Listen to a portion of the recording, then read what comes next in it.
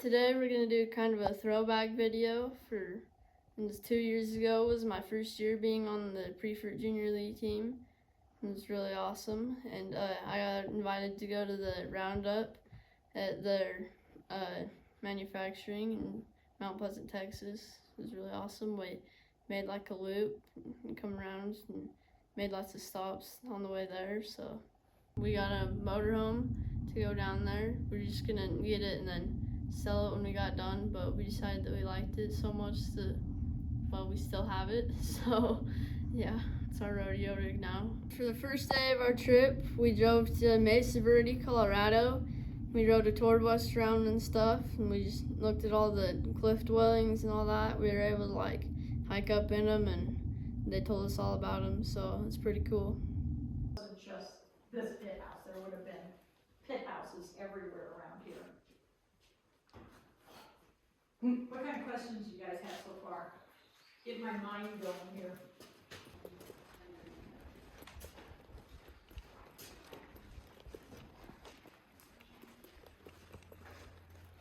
So when you see a single stone like behind you guys,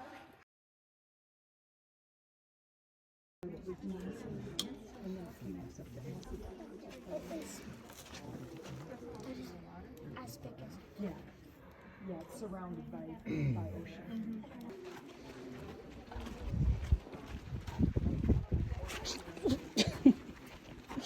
Your back fell water.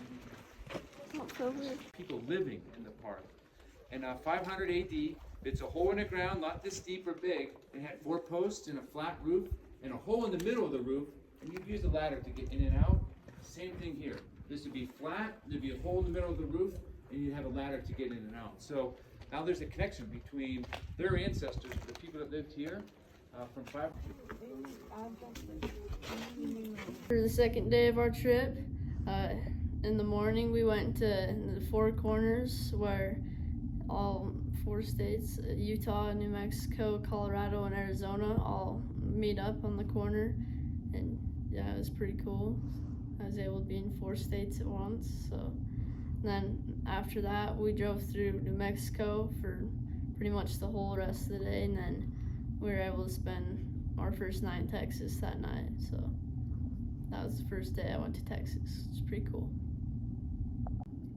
For day 3 of our trip, we went to NRS World in Decatur, Texas. So it was wonderful. I wish that I could go there every day and just live there. They have like everything Cowboy you could look for, I guess. They have a really cool Trevor Brazil museum, and with like all his saddles and stuff he's won, and then some other people that live around Decatur and stuff. And then they have like golf carts you could take for free and just go out and tour their ranch and all their arenas and everything. And then that night we stayed at a lake near Fort Worth, Texas. So yeah.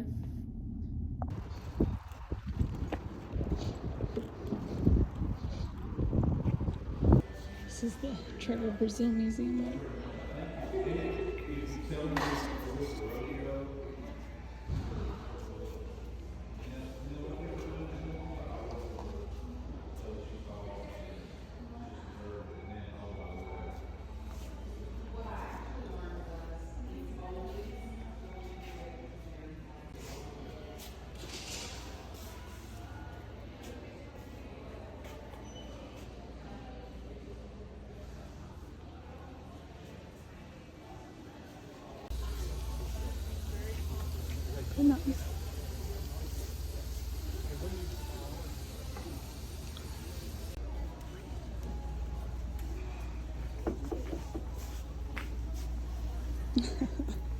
I'll show you the back.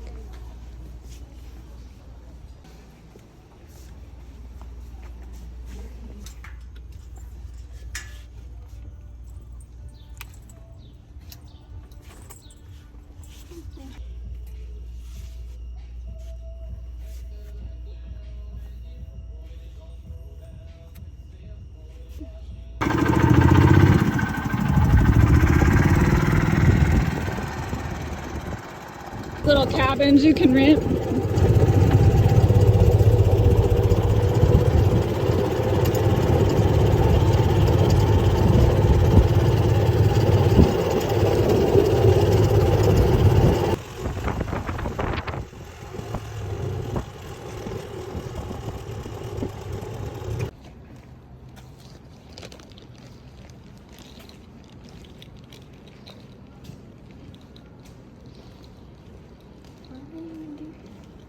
but they hold rope-ins and parties and whatever.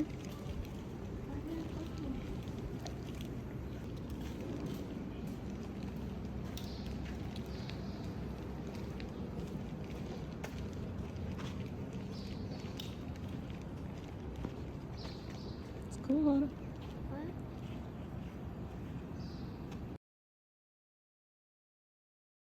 For day 4 of our trip on Sunday, we spent the day at Fort Worth Stockyards, which was really cool. I think every cowboy needs to go there at least once. We were able to go to like the Coliseum and see like where they do the Cowboy Channel stuff and all sorts of like shops and all that. So that was really cool. Since it was on the Sunday though, they didn't have as much stuff open that we could have go to, but it was still really cool.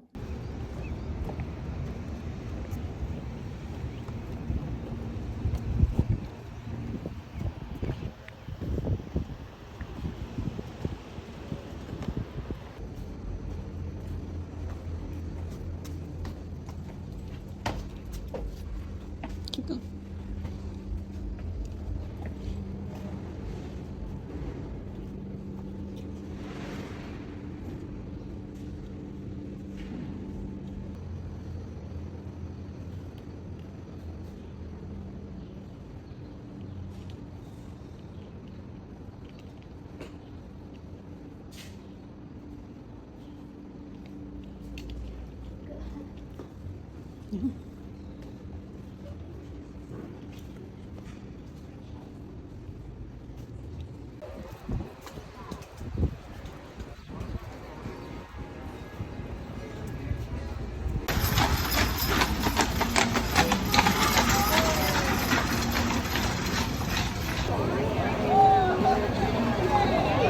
Free souvenirs, get them while they're hot.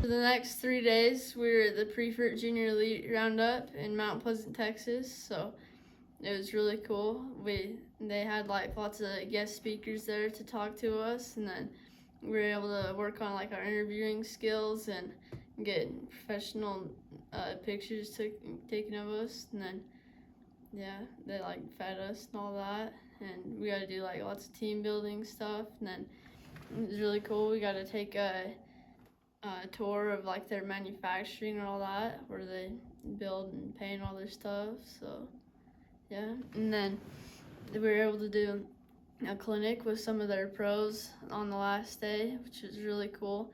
Smarty brought like a bunch of rope and dummies, and then they brought the Smarty Bronc, which was really awesome. I got to ride that, which is great. I was able to work with Bobby Mote and Mike White, so yeah, learned a lot. I'm Otto Stewart. I'm 12. I'm from Benjamin, Utah, and I compete in bull riding and bareback riding. I'm major. Want you to do, it doesn't matter what your parents want you to do. What's the thing that you guys are really passionate about? Obviously, for this group, it's rodeo. Think about what it is in rodeo that you want to do and learn everything you can about it. And set your goals.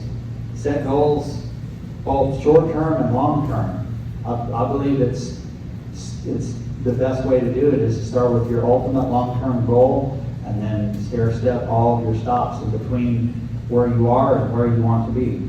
Filter every decision you make through that guide or through your goals. Surround yourself with the people that will help you to raise your level, and try to avoid people who are like down here and don't want you to go anywhere. You know, like you'll run into people who you like, who are your friends, who don't want to put the work in to succeed and see that you do, and it will just be easier for them to just pull you down to their level rather than help raise you up. Try to be real with yourself and identify what friends and what relationships that you have that can help you to achieve your goals. And take the lessons that you learn, both the wins and the losses, and learn from them. You know, it's easy to, I think about this sometimes, like I like to send the videos when I win to my wife when I go to a open, but I don't like to send the ones where I mess up. You know, nobody wants to see those videos, but you don't learn anything from, you know, the ones that you win. You learn from the losses. And if you look at my history, I learned more from getting bucked off in the 10th round at the NFR than I did anything else. It doesn't matter so much about did I win the rodeo, it's did I do my job. Was my job to keep my chin tucked and my hand closed and whatever it is that your basic fundamentals that you want to accomplish are? And if it is, then it's like mission accomplished. And that's how you build confidence, because I set out to do this, whatever this is for you, and then when you accomplish that, then you have something to build off of. If you just say, man, I'm not I've never been 95 points in the bull riding. Does that make you bad? No, it doesn't. That's not where you're at. That doesn't mean you won't. It just means from where you are right now, your job is to just do your job.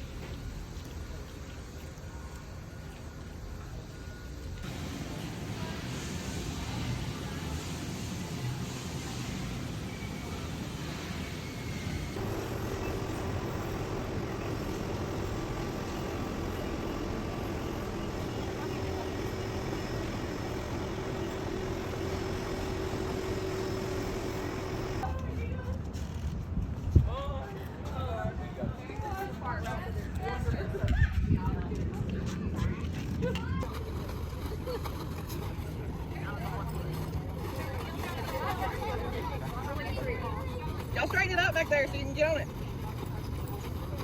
There you go. Good job. The back.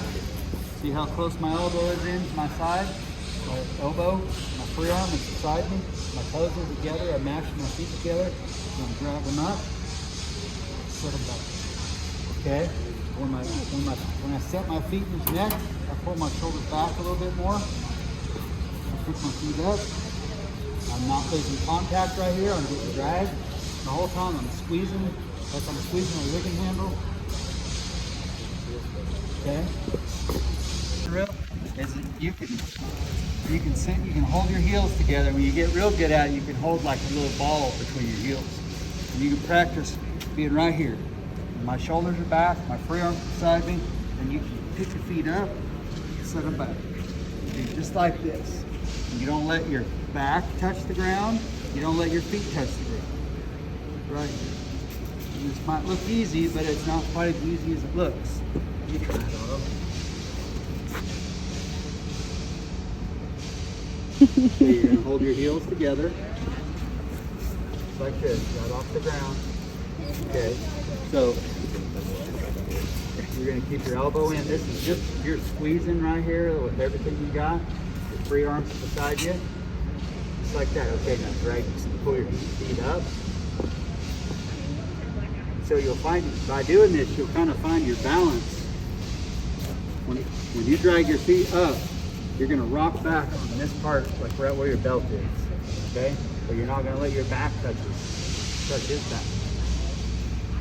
Okay, now I want you to hold your shoulders just like this, and now try it. Drag your feet up, turn back. It's awkward, right? But everybody's got a floor they can sit on. Now, what I don't want you to do is lay on your back. I want you to hold yourself up by keeping your stomach tight. I want you to keep your shoulders back. Does that make sense? So sit up just a little bit, keep your shoulders back so you're putting pressure right here on your hip. Okay? And your elbow, your free arm, stays right here. Okay? It doesn't get in front of you, it doesn't get behind you, it doesn't get down here. It stays right like that. Okay? Your forearm basically traps your hip forward. Okay, when your shoulder's back. When your shoulder rolls forward, see what it does? It picks your elbow up and it opens the door for your hips to come back. So when that horse goes forward, and if your shoulders are forward, like if you reach forward with the free arm and you do this, it takes the pressure off the hip. Okay, and that's how you get run off the rig. Just keep your shoulders back, like this, free arm beside you. So when he goes forward, this keeps your hips locked up on the rigging. Okay. Okay. Now when you drive your feet up his neck and you come back, but still it keeps your hips run up on your rigging. Okay. The second that I see a lot of everybody when they start, they're tempted to reach forward. So what happens when you reach forward and you go your shoulders forward is it lifts your forearm up off your hip and your hips will run off the rigging. Okay, so that's why it's important to stay right here with your chin down and your shoulders back.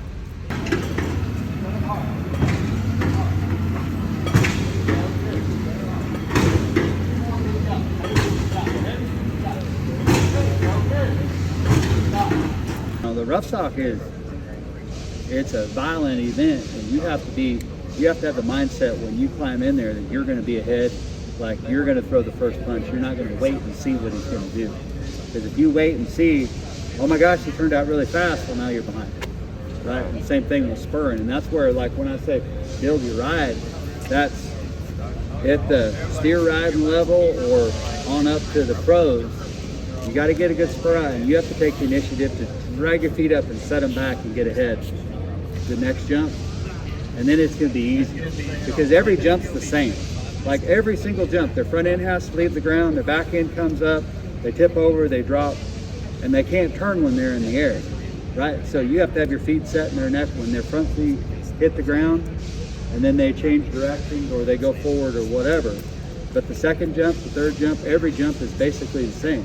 And so when they tip over and start to kick, it's just like you spur them out all over again. You got your feet set in their neck, your chin's down on your chest, you're square, and you're waiting on it. To be that much ahead, you have to start out by getting ahead.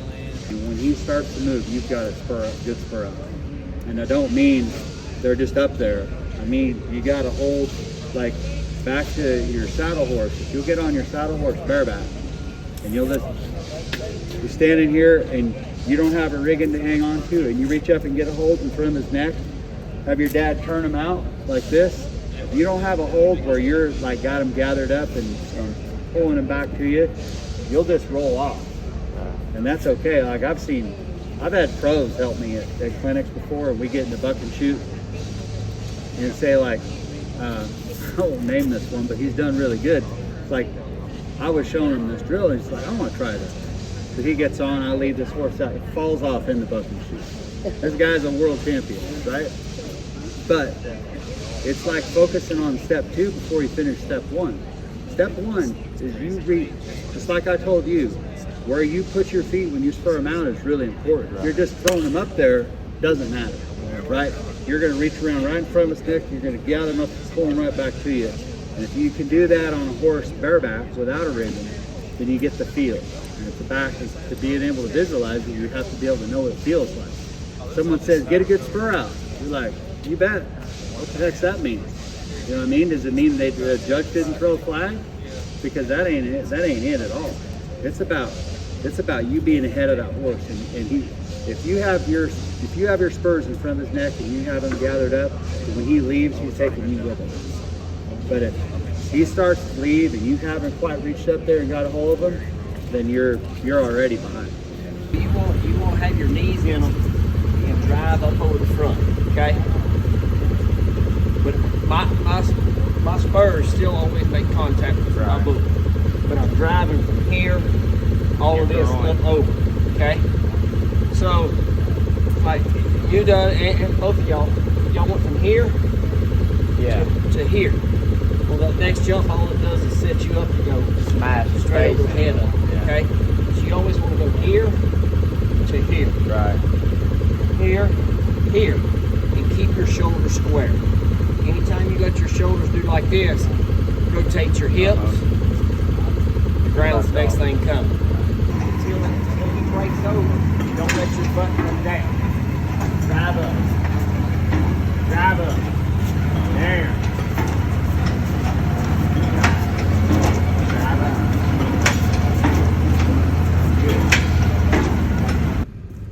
dreams comes with goals. And I can tell you probably every world champion you meet will have goals. Daily goals, monthly goals, yearly goals, their final goal, what they want. So write down your goals. What do you want to achieve? What do you want to be? You know, we've all got visions of where we want to be. Where do you want to be? Where do you want to be in 6 months? What do you want to achieve? Write those down. Make them clear where you can see them, okay? If you got a phone, take a picture of your goals. It's a reminder. Hey, this is what I want to do. Write it down in your bathroom where you brush your teeth every morning. Hey, this is, and that gives you a driving point too. Hey, I'm not there. I better get off my butt and get this done. There's common traits that all winners have. And it doesn't matter whether they're in business or in sports or whatever, those common traits are, you know, people do just like you said. They make goals, they write them down, and come up with a plan on how they're going to achieve them. Short-term goals, long-term goals. Again, like we talked last night, same thing. It's so important. You know, you guys want to be, you guys want to ride barebacks, broncs, bulls. Well, that ain't enough. You're going to do it. You got to do it really well, right?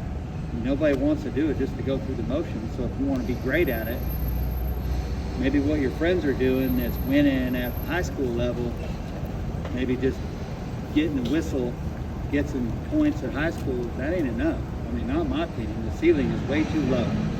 I would set my sights up here. Figure out what are the things to do. It's like when he said he picked Jim Sharp as the person he wanted to pattern his style at. He didn't pick his style after the guy who was the best guy in the practice pen where he grew up. He picked the best guy. That don't cut it in this sport. If you're not working at it, you're a loser. I mean, you're not gonna win. It's just plain and simple. You can't lay around the couch and just visualize it and hope it hits you in the butt and be a world champion one day. At the end of the day, I mean, winning is about taking care of business, about setting goals, about taking care of your body, taking care of your equipment, being on time, having confidence, how you treat people inside and out of the arena. All of those things are part of being a winner. It hasn't really got to do with who gets the blue ribbon at the end, you know, at the end of the rodeo. It has to do with how, like I said yesterday, I would set goals, performance goals. I'm gonna get a good spur out, I'm gonna look at my rigging, this is how I'm gonna ride, right? And if I did that, and then if I was 76 points and didn't pull a check, it didn't matter. I was winning, right? It wasn't, well, that didn't work, I wasn't 90. It doesn't matter. If I did my job, do your job every time. You do that day in and day out, you'll consistently win.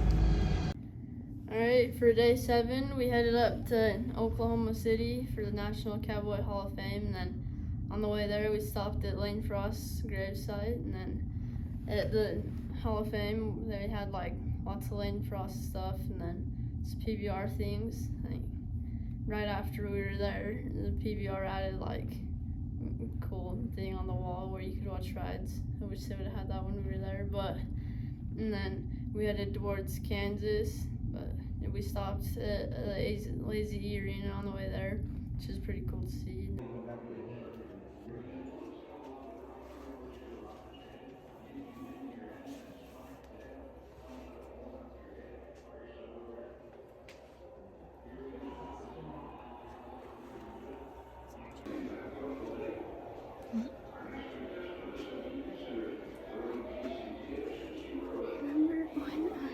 When Damon's version, he got his head smashed and it broke his helmet. That's it.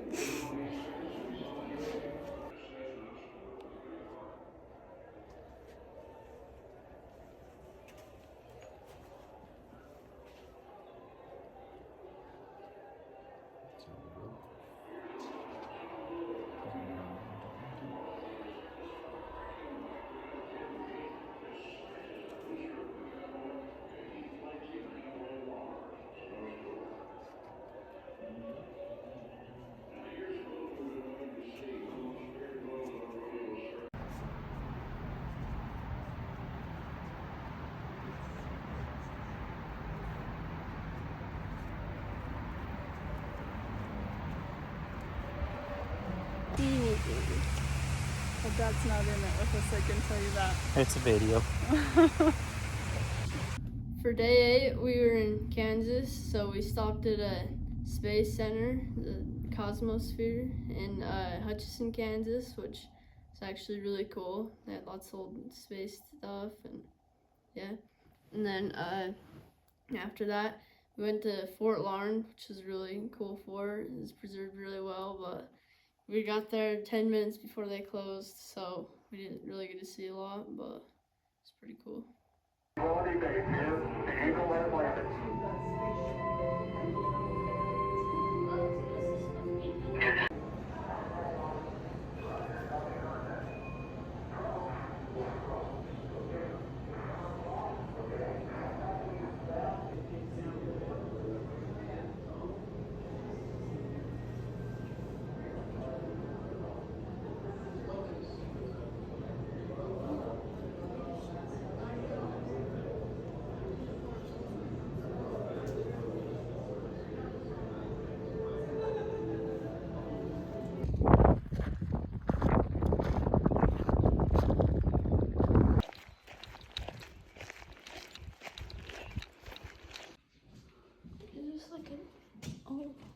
Sounds like a soldier fort, probably.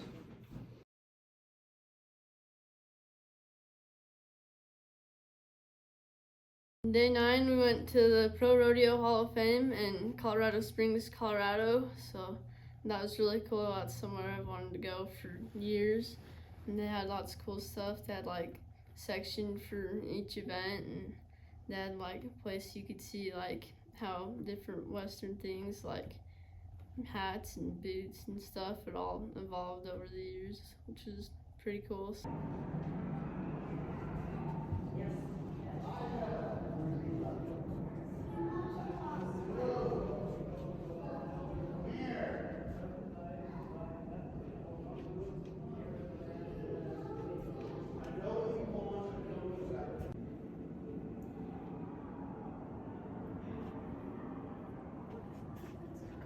Mm-hmm.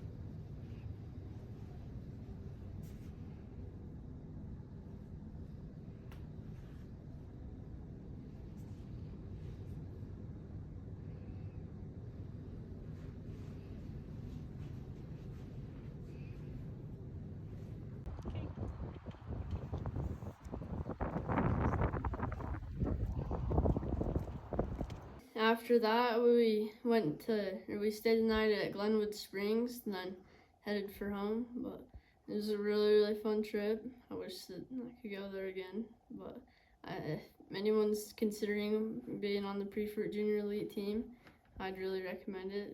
It's awesome. I've learned a lot from it. So thank you guys for watching, and thank you for everyone that's been watching.